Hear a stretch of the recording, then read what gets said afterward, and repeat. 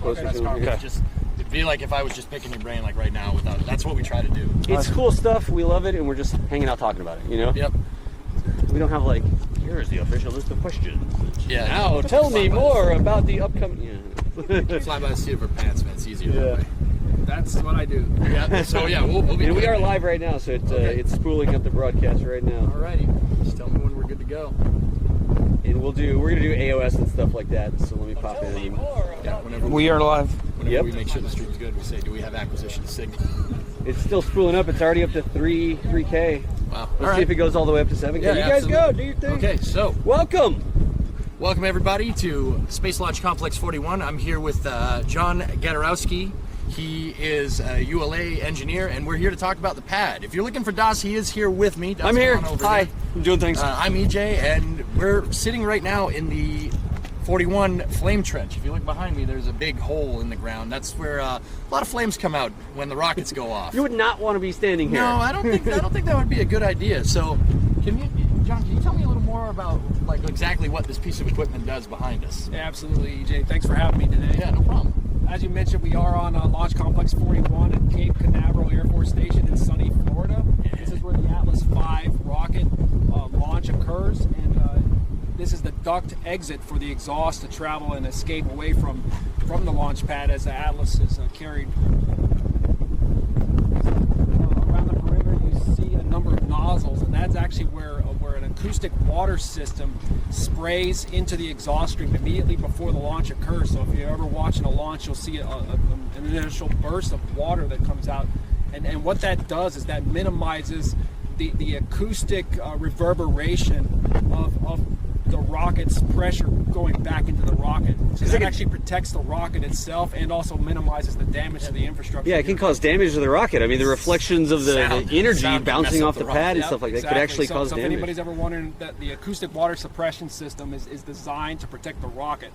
So that sound waves, so the sound waves are not impacting the rocket as it carries upwards away from the launch pad. There you go.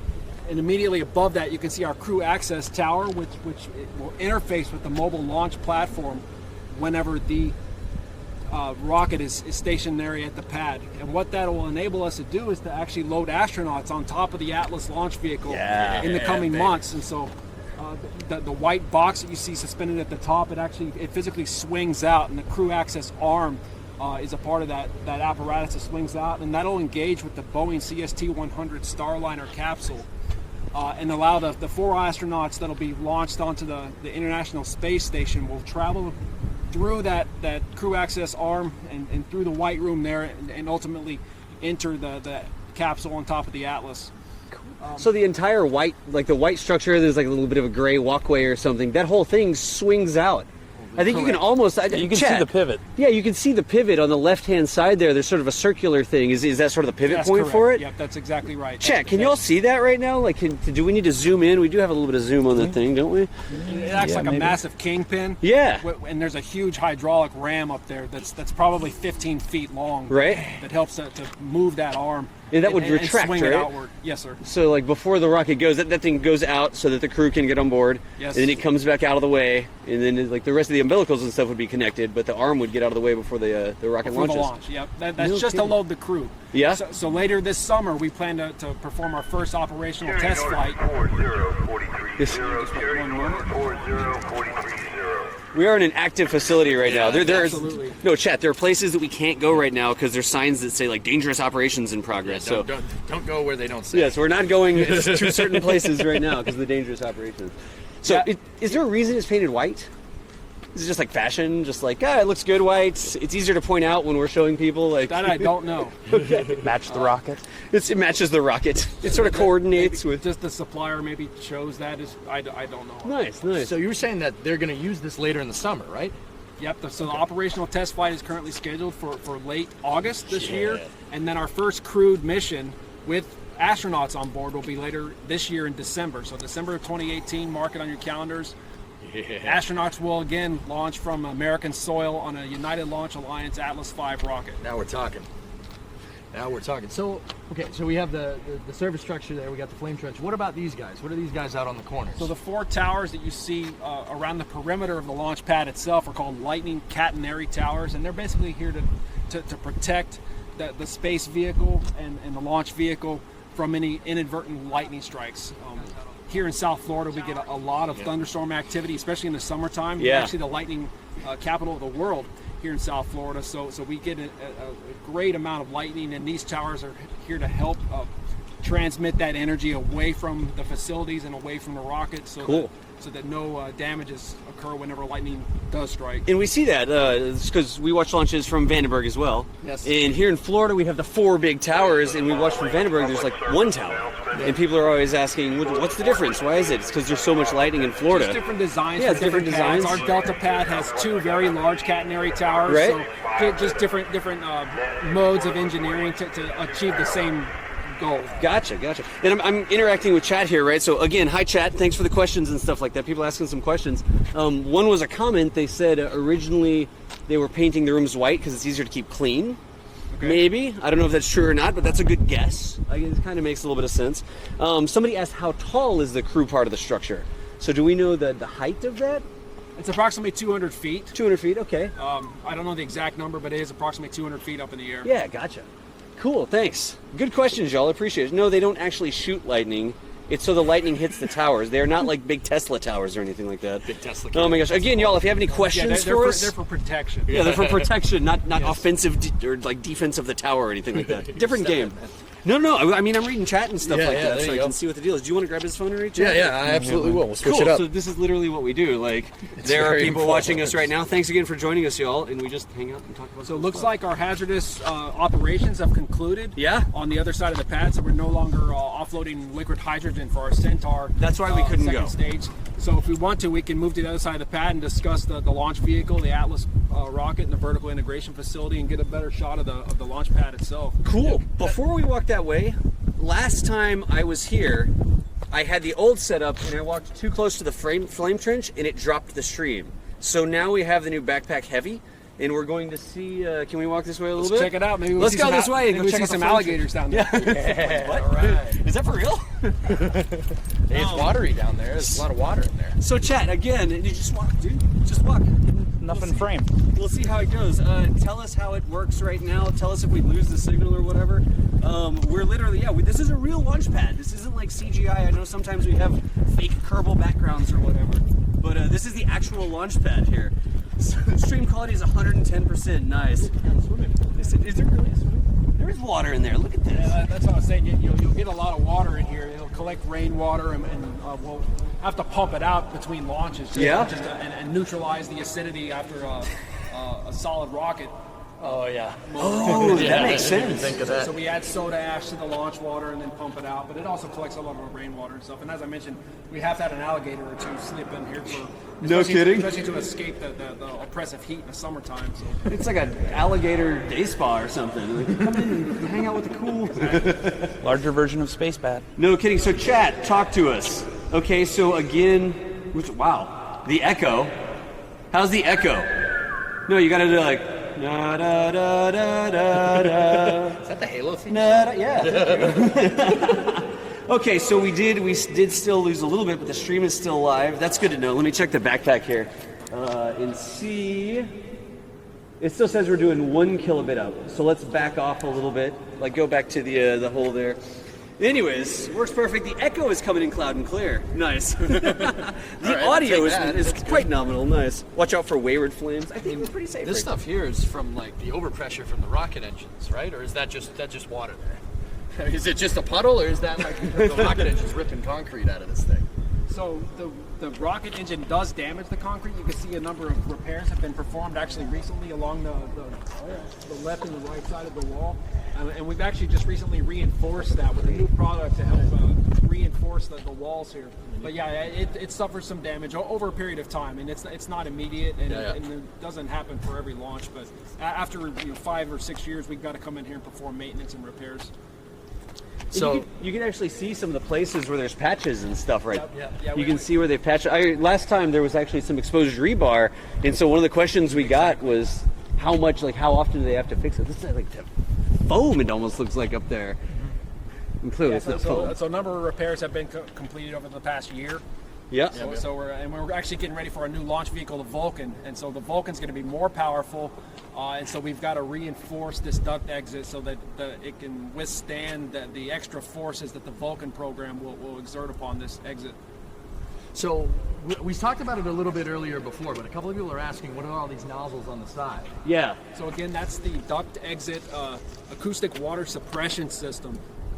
And for the exit, there's actually another acoustic water suppression ring at the actual base of the rocket, and so there's a high pressure water system that's actually sprayed immediately before the launch, and what that does is it minimizes the acoustic damages that the sound can actually produce and reverberate back up into the launch vehicle itself. So it's almost like an insulation or something like that. Like the energy has to go through the water that you've sprayed and sort of dissipates. Correct. Insulation is the wrong term. If you can think of like a Venturi effect, it just helps to channel that sound and that energy away from the rocket. It's just extra mass that it has to affect in order to bounce back or reflect. And you just experience the echo a little bit here. Yeah. So if you consider the amount of noise that a rocket produces, think about the amount of echo that's going to produce, and so the water actually dampens that echo effect and keeps that energy from bouncing back up against the rocket. It also helps protect the infrastructure of the facility. Yeah. Nice. So as you see the water tank there, it's 36,000 gallons. It says there, right? Yes. No kidding. And so for Vulcan, we're actually going to have a second tank that is. This is a 36,000 gallon tank. That one will be a 50,000 gallon tank. No kidding. So an even larger system for an even larger rocket.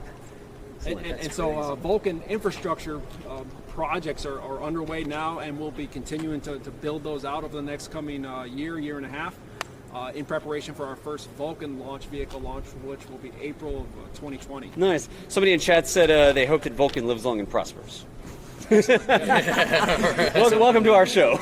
Yep. Excellent. So somebody was asking, okay, obviously if we were standing here during a launch, it wouldn't end very well. But if we had like a thermometer and we could put it right here, provided it wouldn't get destroyed, what kind of temperatures are we seeing coming out of this thing? I don't know. Like, could we cook a hot dog here? That'd be a good question. Good for barbecue. Some of our thermodynamics engineers. Chet, get some research, and we'll give some extra credit to somebody who can find a source that says what the exhaust here temperatures are. Post it up in chat and cite your source, and we'll get some extra credit from one of the mods. See, that's what we do sometimes. We're like, hey, why don't y'all go out and learn to research things? But you have to cite your source. So for the water system here, this is all on one pipe. I mean, how much the amount of pressure that has to go through this thing to get the water all the way up to the top must be insane. Yeah, so the tank itself says that it's 200 psi maximum working pressure. Wow. But you'll see that the water, that's okay. The tube next to it is actually a gaseous nitrogen tank, which actually helps to pressurize the system. So we use the nitrogen to actually force the water through the pipes, and then whenever it's time to launch, all that pressure is pushed up against the water so that it can flow freely. Okay.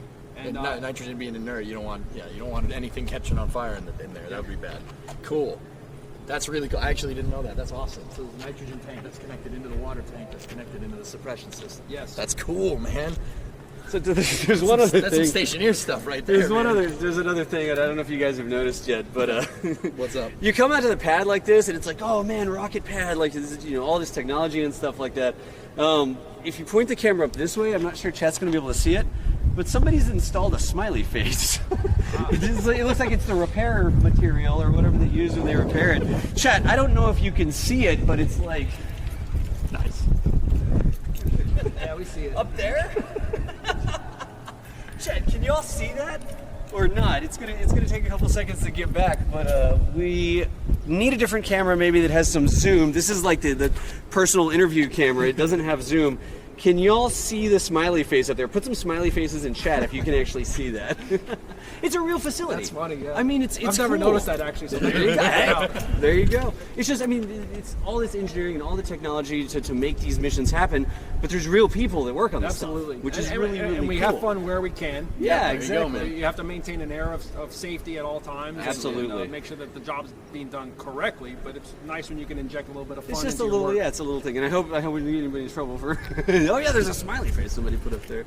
There's real people that work on these projects. Yeah. You know, it's like blood, sweat, and tears to make sure these things go. And then we see launch day where all of a sudden it's all this hype and all this media and oh, look at the rocket wins, and that happens because there's hundreds of hours, thousands of hours beforehand where people are making sure that when it comes up to game time, everything works correctly. So Absolutely. I love remembering that, and I just love sort of humanizing the process. It's not like machines sitting there launching the rockets, you know.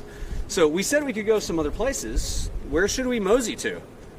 Let's go to the south gate Okay. at the launch complex here, and then we can take a better look at the vertical integration facility and Okay. the launch pad. So maybe get a shot of the Atlas V vehicle that we'll be launching March 1st. Yeah, that's Cool. So is that, are we foot mobile up there? Are we gonna walk up that way, or what's our plan? It's a little bit of a jaunt. I think we can bridge it. We can segue just fine. You want to So- walk up there? Yeah. We can drive around. Okay. If we could walk. Let's Because do it, come on. if we drive, we might need to shut the stream down. Yeah. So let's don't walk wanna over do there. that. Yeah. And I'm gonna grab my Actually, other. if you want to point the camera out that way. Yeah. That is our launch vertical integration facility. We call it our VIF. And you can see the Atlas V rocket nestled in there on the right in there. mobile launch platform. Is the triangular shaped apparatus that's kind of right in the middle of that opening. So let's walk over there and get a better view of that. That's what I'm talking about. I need the exercise. That's why we're walking. I'm not gonna lie. So I see all these kind of channels here. This is the way for the water to get off the pad quicker. Yeah, just to get rainwater. Yeah. Okay. I got you. And it goes right in the plate. I got you. Sorry about the wind if you guys are getting that. It's kind of windy in this particular spot. And this is a wildlife sanctuary, and there's a lot of protected species here. Oh, yeah. And so there's a lot of environmental standards that we've got to maintain, and a lot of regulations that we abide by to make sure that the environment is protected Thanks. throughout all the processing, all the operations. This becomes a swamp in the summertime, and you'll see ducks and all kinds of lizards and snakes that live out here. So this is actually a wildlife sanctuary for gopher tortoise and scrub jays. Cool. No There's a kidding. number of protected species that live on Cape Canaveral as a gotta- wildlife sanctuary. Yeah, no big deal. Just walking past the oxidizer holding area. It's fine. This is old infrastructure that was for Titan, not because of the train.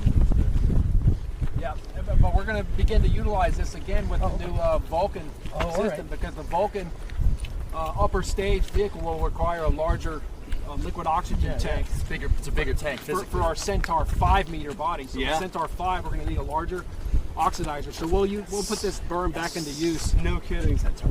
Yeah, I like that. That sounds good. This is what we were talking about, all the upgrades and stuff like that. We were talking about the 2-engine Centaur, right? Which is coming up for the commercial cruise stuff later Yep. this year. Always, it's an Atlas 401 or 551. And it always ends in a 1, and it's like, why does it always end in a 1? Yeah, heads up with the feet there. We can't wait until we can say, hey, guess what's launching? An Atlas something 2. What's crew going to be? Do we know the designation? 422. 422. Yep. And so our dual engine Centaur is currently under production in our Decatur facility. So we're creating tanks and it's being built currently for that operational test flight that I mentioned earlier. Cool. Do cameras work there? In Decatur? Now, the last two in the Atlas the number naming convention is the upper stage, right? So if it's 422, it's So the first number is the diameter of the payload fairing. yeah, okay. And then so it's either a 4 or a 5. We got Yeah. 400 series and 500 series. Right. The second number is the number of solid rocket motors that are going to be attached to the booster. Yep. So that'll be 1 through 5. And then the third number is the configuration of the Centaur, whether it's a single engine or a dual engine. Gotcha. Dual engine, man. That's gonna be good. RL10C's out back, right? Yes. Yeah. And then Good so engines. the largest configuration of Atlas then would be the 552. 552. That would be a 5 meter 5 meter fairing. with 5 solid rocket boosters. Yeah. And a And dual 2 engine Centaur. engines. Yeah. Now, the 400 and the 500 series, they each have specific types of fairings for the application. Isn't there 3 500 series fairings and 3 400 series fairings? There are different lengths. Different sizes, yeah, lengths, And, yeah. we maintain a pretty robust option package for our customers. Yeah. So there's many different configurations for the Atlas. So bearing sizes are one of those, and diameters, and the solid rockets required to get their payloads into the correct orbit. We've shopped that on rocketbuilder.com before. Yep. So that we know that because you go to Rocket Builder and it's like, oh, which size fairing do you need? And that affects your payload, and that affects, So we can keep coming here. We can keep going. Closer. Great question while we're walking. Why are there train tracks here? These train tracks were historically used for the old Titan program. Okay. The ones up on the hill are actually in use for the Atlas mobile launch platform to roll on. So the entire mobile launch platform that's currently at the VIF is sitting on pedestals, which elevated to the point where we can roll trackmobiles, the little train cars underneath of it, and hydraulically lift the mobile launch platform the day before launch. And then that is pushed forward on these railroad tracks and then ultimately end up at the pad itself. So we utilize the tracks to get the mobile launch platform from the VIF to the pad, and we call that our first quarter mile to space. Nice, the first quarter mile to space. I get to space one quarter mile at a time. It's about a 30-minute quarter mile time. A little slow. Not the fastest in the first quarter mile, but it gets really fast after that. Yeah. It's nice. It'll go 17,000 miles an hour about approximately. It's pretty Depends on pretty where quick. you're going, yeah. Yeah, right. No, I mean, one of the other, like. So you can see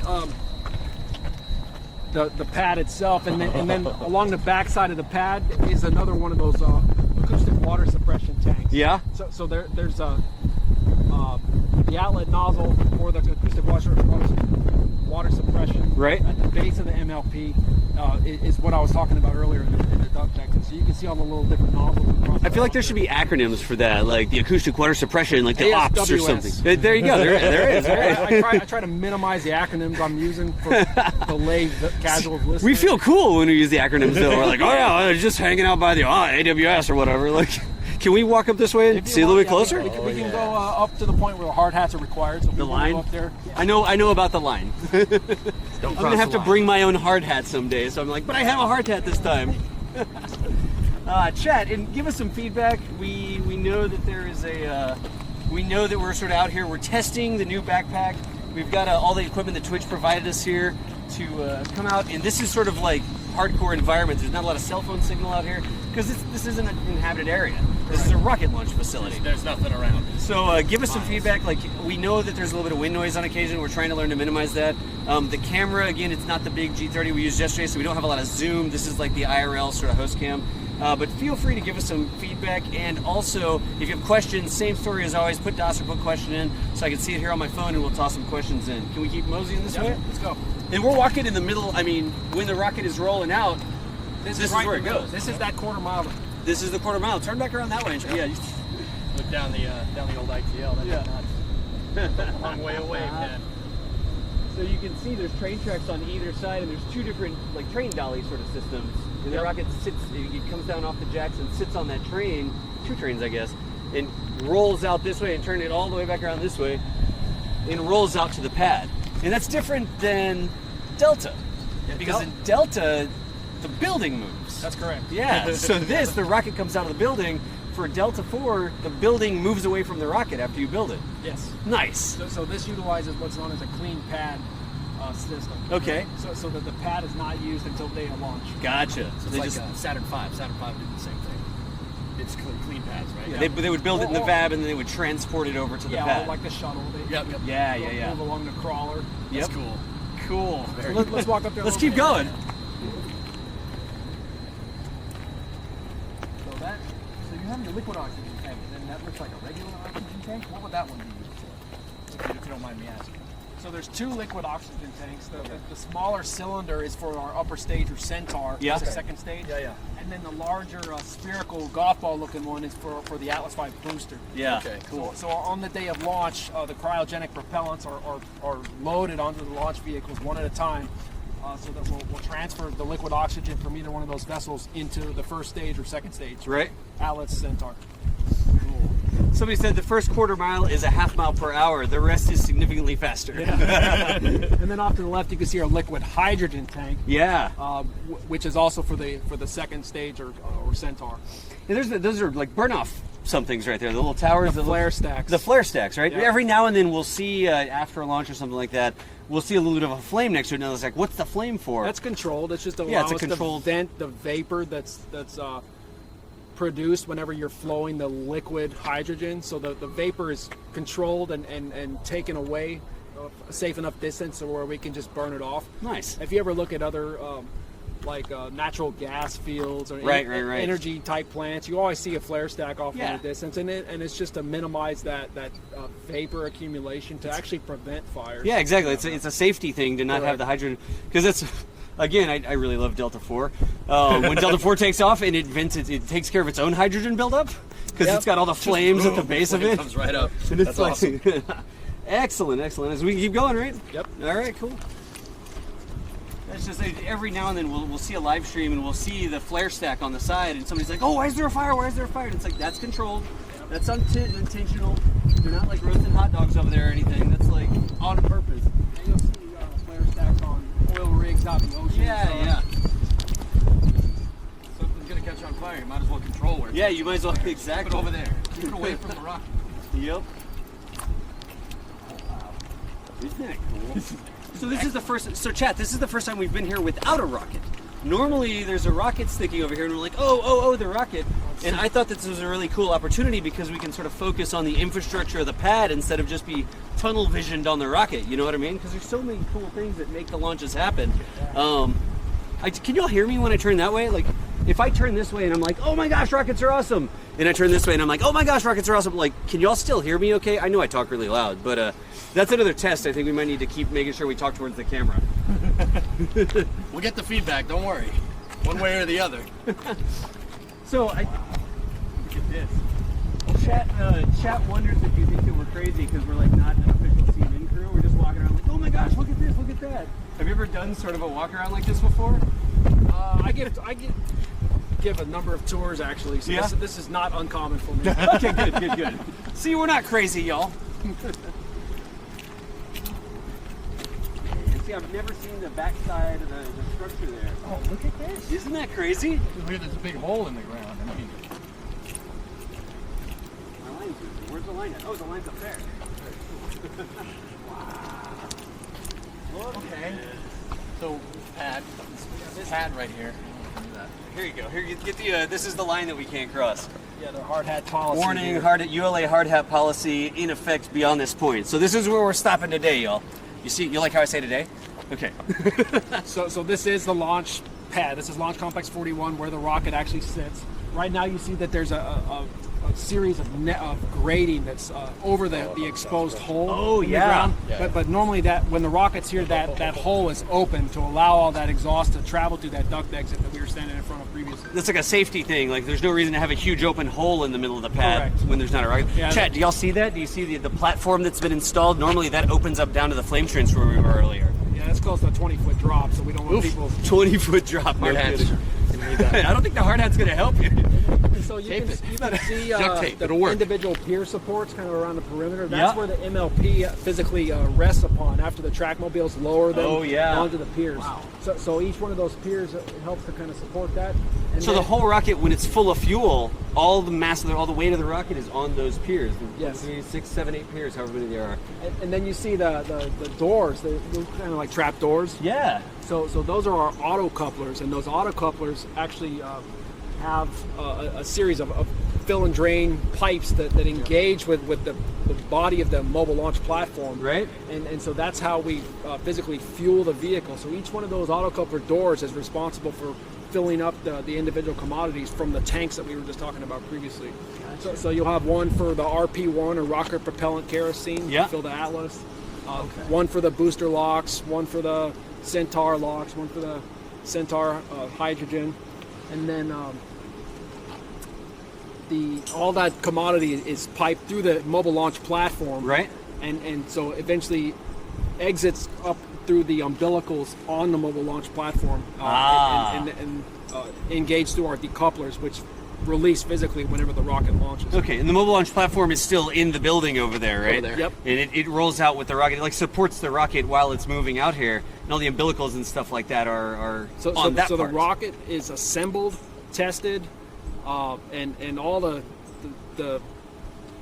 systems are tested on the mobile launch platform In the building over in the there. VIF before we even roll it out here to engage it through these autocouplers to the rest of the pad infrastructure. Gotcha. That makes sense. Earlier I was like, oh, the umbilicals, and I didn't realize the only umbilical up here is the one you pump the astronauts through. Yeah. And then all the other umbilicals. The umbilicals are on the mobile launch Gotcha. platform. And then they move it over and it plugs into the pad here and pumps everything up. Yep, That's exactly. cool. And I even like these. They look like hurricane shutters or something. Yeah. Like, That's just to keep the environment, keep the moisture and the sun exposure, because there's quick disconnects in there that would degrade more quickly if they're exposed to the environment. Yeah. So we just roll them up and hook them up whenever it's time. and those look like camera positions. Those 4 heavily insulated sort of circular things underneath the pipes. That's correct. Those are cameras that point right at the bottom of the rocket when it takes off. Yep. So we're monitoring the fueling process. We're making sure that all the items that should be recorded are being recorded, and we ensure the rocket is ready to launch prior to the actual event. So we use cameras to just put eyes and ears closer to the rocket whenever people are Well, we wouldn't want to be, evacuate. Exactly. Yesterday we were talking about It's remote cameras and stuff like that. Just gives us a way to keep an eye on things. Yeah, exactly. We saw some of the photography and stuff like that where they have the cameras that are in like Tupperware in mailboxes and stuff. And these are even more heavily insulated cameras. I don't know how big that insulation is, but it looks like it's 6 inches of insulation in the little, I don't know if it's glass or what it is. If Chat, can you see the 4 little things that we're talking about there? Those are the front row seats for cameras during a launch. We got a couple questions in chat here. How do they connect the MLP? Like, how do they pump the fuel up again? Where were the fittings you were talking about? So through those trap doors, those hurricane shutters. The trap doors, the hurricane shutters. That's the autocoupler connections to the mobile launch platform. Okay, so those open up and then something like bzzz comes out Basically, and connects. Okay, so that's the hurricane shutters over there. It's like hurricane winds too, I know. It's the hurricane shutters over there, and those will open up and then structures or like pipes or whatever will come out and connect to the MLP. Yes. Good question. There's a lot of people saying thank you for doing this because this is the stuff we never get to see. Yeah, like this absolutely. is My so pleasure. interesting. Rockets are awesome, but all the support structure for the rockets. So thank you again. Let me see. Do the cameras survive the launch? Yes. I bet you the cameras survive. I bet you they're they have made to, for that. Yeah, they're made for designed that. for that. No kidding. What size of pipe do you need to pump an astronaut? Oh, come on. They walk on a walkway, okay? Sorry, that was a joke.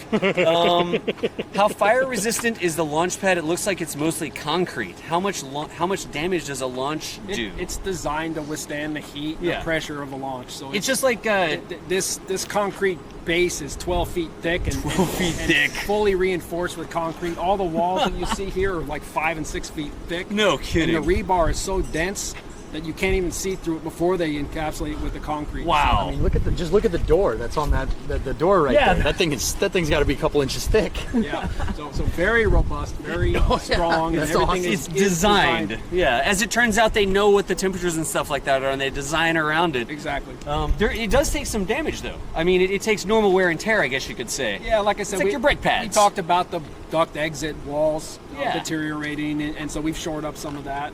A lot of the actual pad exposure is so instantaneous that it doesn't hold enough time to actually damage the MLP or the pad itself, because short of going in there and washing it off to clean it off, there's not a lot of other repairs that have to be. It's not like every launch you have to come out here and spackle it back up with space Correct. concrete or whatever. Yeah. So that was another great question. What do you do to clean it after a launch? And that may vary based on what you're launching. Like, do you have strap-on motors, or is it just that? So whenever there's solid rocket boosters, then we Yeah. have to come out here and just wash off the residue. So there's a little more cleaning involved whenever there's solids. But, Right. Otherwise, it's not super difficult to get ready for the next launch. Come on out and hose it off. And as I mentioned previously, that's the concept of the clean pad idea, so that you can roll the mobile launch platform and launch it, and then have it ready fairly quickly for the next vehicle to come on and launch. Right. And once we bring our Vulcan product online in a couple of years, we'll have 2 mobile launch platforms at 2 different rocket systems. So we'll have Atlas and Vulcan, and so we'll need to be able to alternate quickly and efficiently, so that we can have the pad ready to launch both programs in a shorter operational span. Right. I mean, I always say that the pads are more complicated than the rockets that they really launch. are. Having Yeah, well- one pad launch 2 rockets at the same time, that's no joke. No That's kidding. pretty cool. A lot of great. My dream job, ULA pressure washer guy. Just like a guy out here with a. Is that what they use to hose it off? I mean, I see like the water cannon looking thing there. I don't know if that's dripping. Yeah, it's drip. It's literally dripping. I actually don't know what they use to wash it off. I haven't been out here for the actual wash. Yeah. It's like a day in the life of a ULA pressure washer guy. Like, nice. Cool. Let me see. How fast?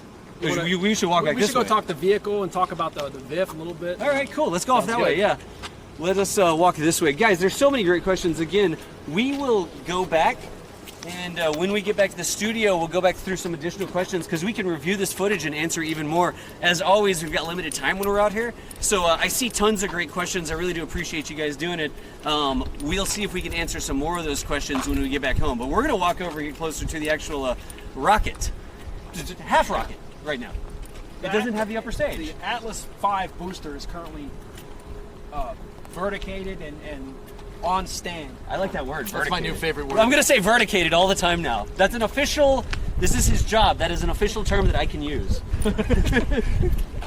No, but for real, is that like we've verticated the rocket? Yeah. I'll allow it. I mean, it sounds good to me. So last week we brought the booster out horizontally, rolled right up the road that you can see directly ahead of us. Yeah? On like a truck, or is it on a train then, or is it There's a dolly, and Okay. it's pulled along by a tractor trailer. like a big semi-truck sort Basically, of? Yeah, on yep. steroids sort of deal. Gotcha. Isn't there like a hinge on the back of the trailer for when they go to integrate it? They grab the front and then they tilt it and it kind of twists up. And you can see on top of the rocket that the bird cage is still on there, and that's where it actually hooks up to the fifth wheel of the tractor trailer. The fifth wheel of it, no kidding. You just hinge the whole thing. The rocket has to stay strong. So You can see it. We'll get up to the fence over here and see if you can see. He called it the bird cage, which is like the yellow structure on the top of the tank there, right? Yeah, it's ground support equipment. Right. It's, the booster forward fixture is what the official term is. Booster forward fixture. There you go. cool. All right, now I know what to call it. See, I mean, we love this because especially EJ, he builds this sort of stuff in Kerbal Space Program, right? That's why I like the pads so much, because I built the pads. Yeah, you build the pad and he builds like the truck dolly that moves the booster over, and then he figures out how to integrate it, like to verticate it. Yeah. Exactly. So it's great to sort of talk about those things because that's what happens in real life. Your rocket doesn't magically appear on the pad and then you launch it. There's all sorts of things, like I know Delta goes in the Mariner, right? And they float they both do, Atlas and Delta. Atlas and Delta both go. And so they float them down from Alabama, I think. Yep, and they offload them and along the Mississippi River. yeah. And then around the state of Florida and ultimately at Cape Canaveral, Port Canaveral, just south of here. No kidding. And then we roll them up with trucks and transport them where they need to be processed. Excellent.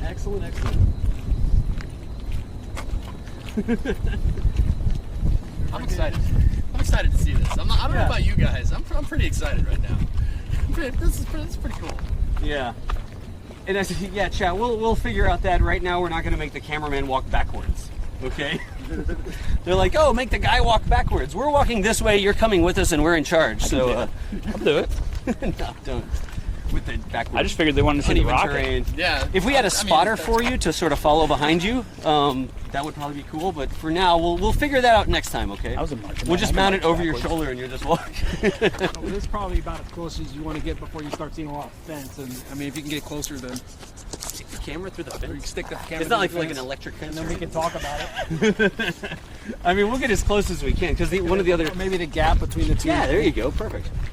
Careful, the gates open inward. I don't know if you knew that. Yeah, in chat, I do have a couple different solutions for running multiple cameras off this. So we could have the camera with the zoom, and then we could have the camera with the host camera and stuff like that. We do have solutions for that. We just don't have Look at that. those plugged in today. You can see the solids down at the bottom.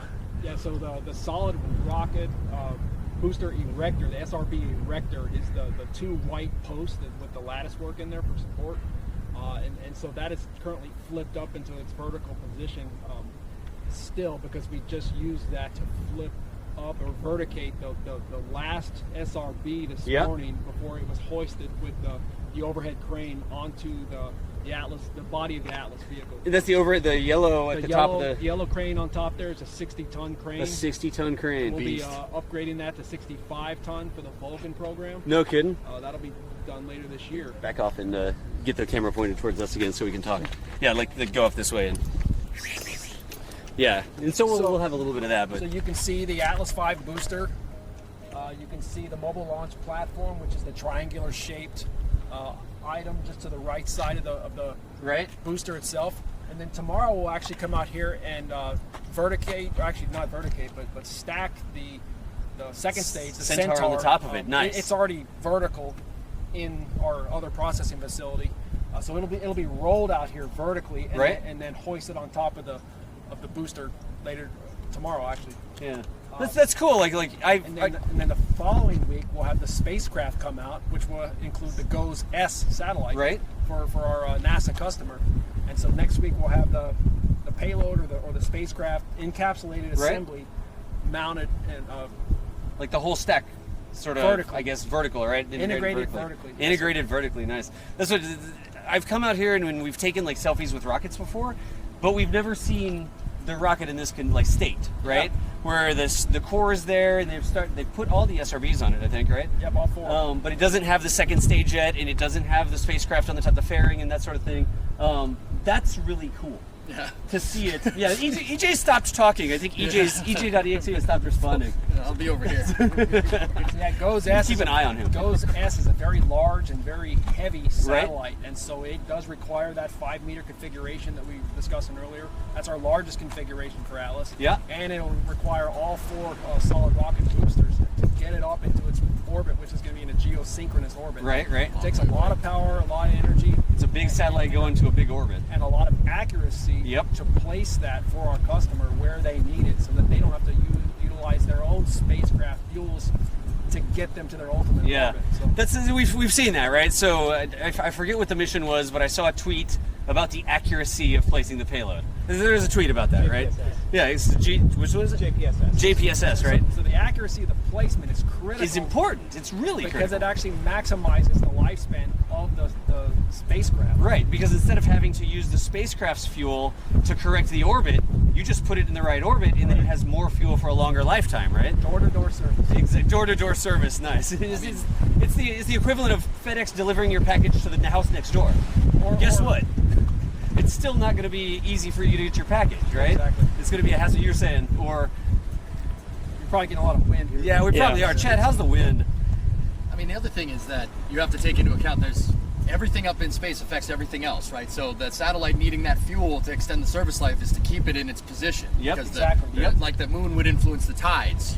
The sun is going to influence the orbit. The Earth and the moon are going to drag, pull the thing around. Yeah, it's going to pull it in all different directions. Perturbations, I think that's a word. Perturbations. Perturbing forces all over the place up So, there. so as a user of the service that NASA provides through their meteorological eyes in the sky, right? We want those assets to be as operational as long as possible, so that the weather forecasts are accurate for longer periods of time. Yep. And that ultimately saves lives and saves costs from just having to prepare for hurricanes or minimize the damages that hurricanes impose.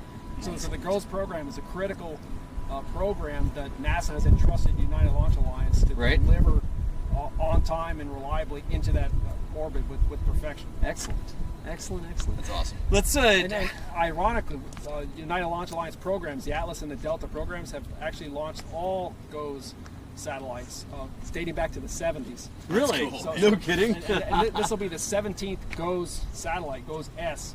So once they're in orbit, the letter configuration changes to a number. Changes to the number. That's right. After they're activated. So it'll be GOES 17. Right. No kidding. Cool. The wind's not too bad. Good. Let's see here. How are we doing on time right now? How are you doing? Any other questions specific to the VIF? Yeah. Any other questions? Thank you. Any other questions for the VIF, y'all? Again, try to put. I know that we're all over the place. I actually have one. So Go. it's rolling out on the carts, right? That will roll the mobile launcher to the platform. I noticed that the posts on the pad are maybe like 3 to 4 feet tall. Mm-hmm. What's the ride height change? How high 8 can inches. It's 8 inches. 8 Okay, inches? so it's not that So much. the mobile launch platform Okay. is lifted with hydraulics. Yeah. And it raises about 8 inches off the pedestals in the VIF that are direct match to the pedestal with the pad.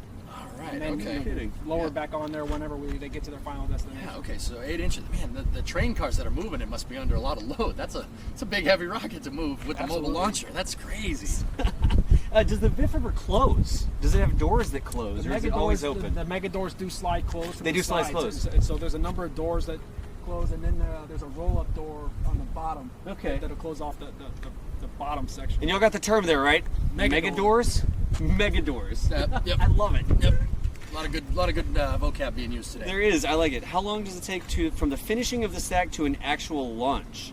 So from the time that a lot of that is determined by the customer. By the customer. And, okay. The orbit that we're going to be shooting for. Right, the window that you have. The window, yeah. right? So it depends on when we're going to launch. So we can wait a day as needed. It kind of depends on where the processing ends up and where the launch needs to occur. But usually we roll out typically the day before, and then get everything prepped and tested and verified before the launch, and then we launch the following day. Yeah. Do you ever roll back in? Like if there's a longer delay or a window's missed or something? We have that capability. Okay. But that's not our that's not normal. Right. It's not like, oh, we're launching tomorrow, let's roll it out. Oh, no, roll it back in again. Oh, roll it out again. Roll it in, roll it out. It goes out. If it's rolled out, it's intended to launch. It's intended to launch, and right. so we would prefer to have an empty mobile launch platform roll back. Right, exactly. To get ready for the next launch. The mobile launch platform likes to deadhead back from the job site there. It doesn't like to carry cargo back. That's right. I mean, you said it only takes like 30 minutes to get from there to there, so you make sure everything's good to go, then you put the rocket out there, not vice versa, right? Yeah. That seems like a big waste of time. You do it the other way. And it's typically about a day. Like you roll it out the day before, then you plug it in, check it out. Because the rocket's already created and checked out over here. Yes. And you roll it out and you double check everything, of course, but then you check the integration with the pad and the systems there and stuff like that. And it's not a week's worth of work after you roll the rocket out. Nope, next day. Gotcha. Or sometimes we come in the following night. You know, if their launch needs to occur at 3 a.m. Yep.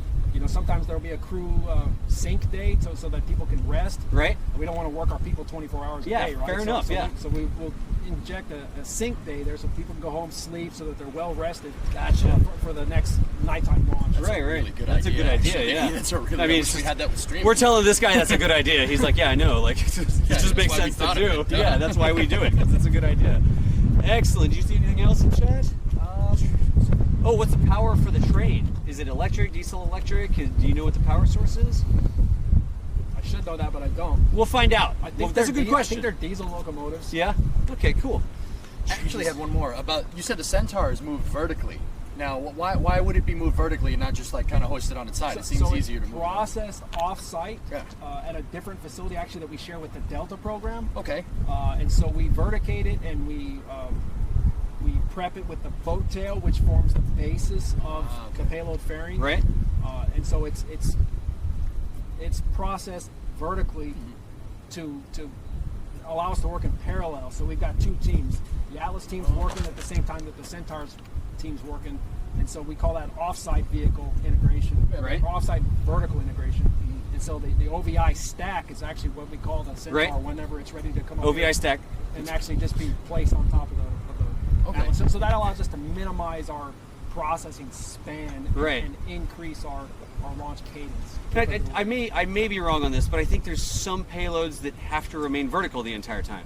Yep. Like you can't actually transport the payload leaning over.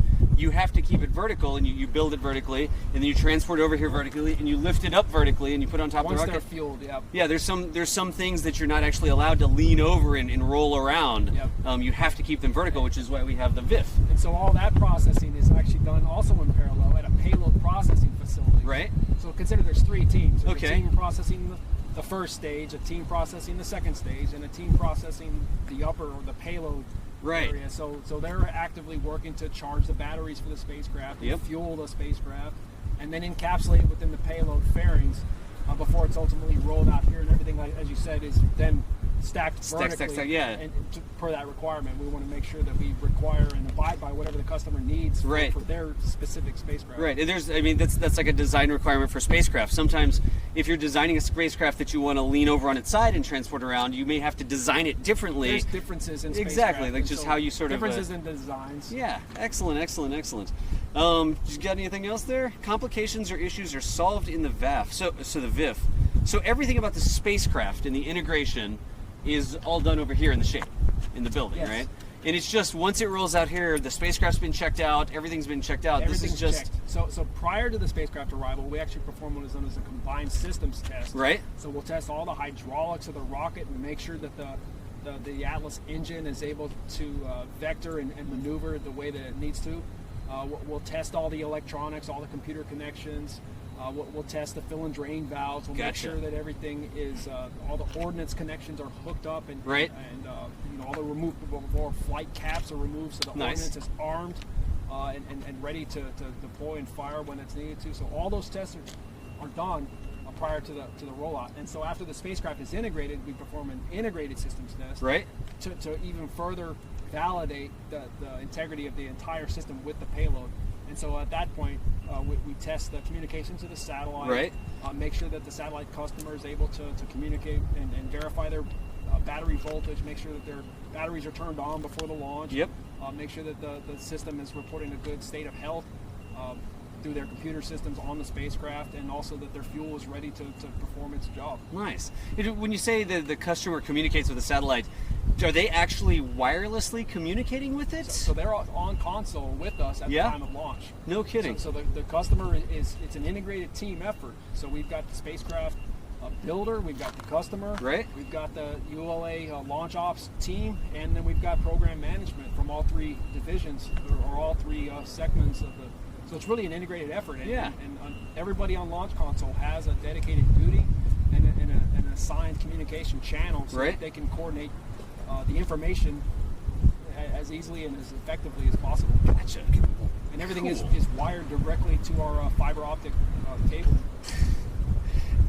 Let's see here. Triple check to do that. I'm seeing if there's anything else. We already medicated. If you scroll back to the VOD, a lot of the questions I'm seeing, I think some people have been coming in, and some of the questions about wildlife and stuff like that we answered earlier. So if you want, click up on the archive at the top and you can watch the video from before you got here. I do know that we're starting to run out of time here, so I'm seeing if there's anything else. Let's see here. People are making fun of the number of times that I say excellent or gotcha. Thank you, chat. I appreciate that. It is excellent. Do you want to argue about it? So is there anything that I'm repeating too often? No, this is fantastic. You're on fire, man. This is absolutely fantastic. Thank you again so much for the time. I'm going to see if there's one more question. What's the power source for the gate? Wheels. Wheels, yeah. Wheels, It's, wheels Mark and 1. human power. Yeah, exactly. Runs Like off steak and potato eggs. chips. Abrams tank. It's an Abrams tank. I like Guys, the way there's you actually think. there's Good two idea. fences, which is interesting. Can you turn and show that like there's two like almost defense in depth sort of thing? Does that help keep wildlife out? Do you know? It's almost like there's a I think it's actually an Air Force perimeter. OS. okay. Wow, I haven't seen that yet. That's weird. Battery. One of the It shouldn't many be. perks of working on a Live. remote Yeah. government installation. Yeah, no, that's like it's like an 8-hour battery. I still haven't seen anybody say LOS. I mean, Oh wait, no, it came back. No, it's Came back. back? We're back. Yay! Okay, yeah, it's back. All right, excellent. All right, good. So the device did auto reconnect and we're good to go. We were worried no, about it did that. what it should do. So I'll repeat what I just Yeah, stated. yeah, here. Goes S will launch aboard the United Launch Alliance Atlas V rocket on March 1st. And that'll be approximately 5 p.m. That day. So make sure you tune in to ulalaunch.com.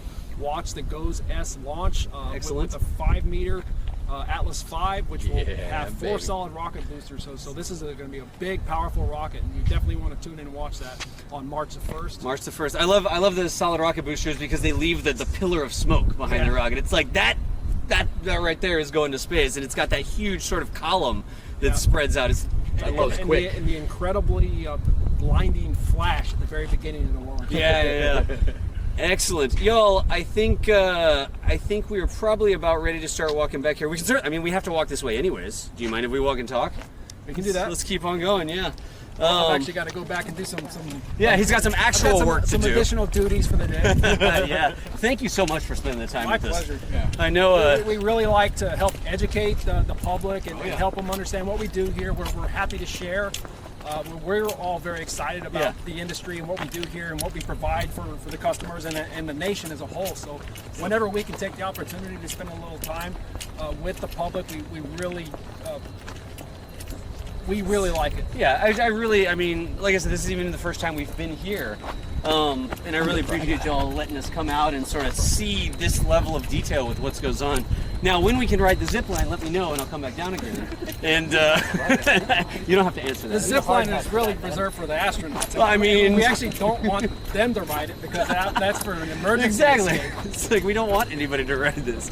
But it has been tested and verified. We saw that. Didn't Tori ride it? Yeah. Yeah, didn't the CEO of United Launch Alliance rode the Tori zip Bruno line. came Tori out Bruno to rode it. help us test the emergency egress. Jeez, I gotta test this guy. Excuse me.